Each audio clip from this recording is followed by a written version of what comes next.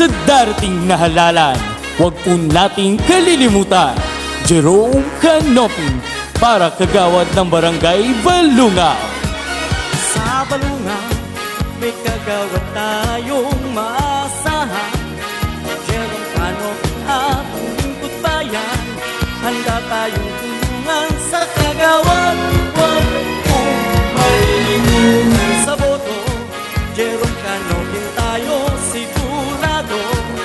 Ang mga serbisyo maasahan, madaling lapitan sa kagawad. Huwag kong malilimutan ibotong kagawad Jerome Canoping. Ating iboto si Jerome Canoping. Maasahan siya, ipaglalaban ka, makatao at makadiyos. Ibotong kagawad Jerome Canoping. Ating iboto si Jerome Canoping. Ang ating pag-asa, Barangay Balungaw, Jerome Canoping ang iyalan. Sa Balungaw, may kagawad tayong maasahan. Jerome Canoping ang lingkod bayan, handa tayong tulungan sa kagawad. Huwag mong malilimutan sa boto, Jerome Canoping tayo sigurado. Ang mga serbisyo maasahan, madaling lapitan sa kagawad. Huwag mong malilimutan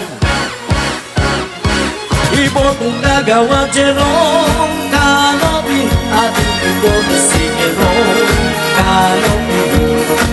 Maasahan siya, ipaglalaban ka, makatao at makadiyos. Ibotong kagawad Jerome Canoping. Ating iboto si Jerome Canoping.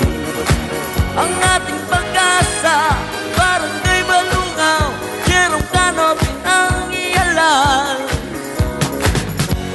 Sa darating na ika-30 ng Oktubre, huwag kalilimutan ng Team Bagong Henerasyon ng Lubos at Tapat na Maglilingkod sa pangunguna ni Kapitan John Paul Bautista at mga kasamang kagawad. Ang matalinong paglilingkod para sa kabataan at katandaan, atin pong ihalal Jerome Canoping para kagawad ng Barangay Balungaw. Jerome Canoping ay bagong henerasyon ng lubos at tapat na maglilingkod. Ibotong kagawad Jerome Canoping. Ating iboto si Jerome Canoping. Maasahan siya, ipaglalaban ka, makatao at makadiyos. Ibotong kagawad Jerome Canoping. Ating iboto si Jerome